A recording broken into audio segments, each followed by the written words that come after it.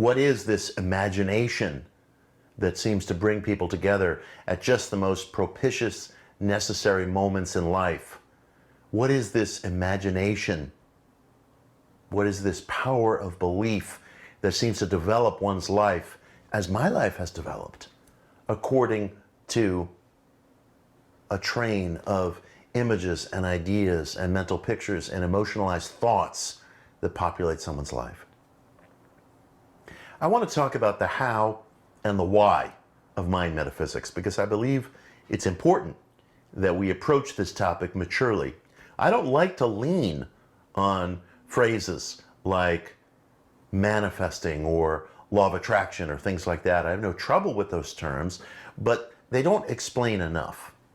It's kind of like when writers in the 19th century used to routinely use the term soul to talk about the inner power in an individual. We need to be more definitive. What is the soul? What is the imagination? What is the mind? What's happening so that there should be any congruity at all between thought and belief? In short, what is the magic of believing, and how does it work?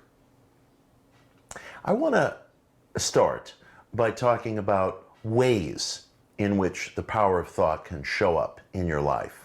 And the things I'm going to make reference to don't necessarily appear explicitly in Claude's work, but they're very closely related to it.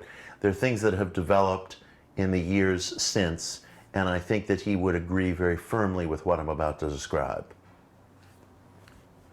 There are two things happening when you hold an idea that you wish to see produced in the world, at least happening in terms of your own experience and my own experience.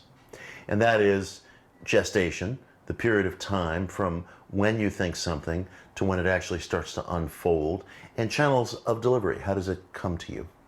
And it's worth paying attention to these two very important, useful, practical concepts which will help you on your path. And then I will get into the question of why anything seems to be happening at all. I want to speak to you about this idea of gestation, or the passage of time.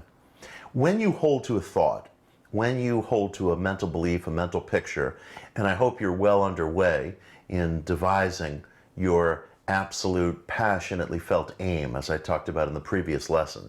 Maybe you've reached it, maybe you've come to this course with an aim already in mind, or maybe you're just formulating it now over the course of our time together, which is fine.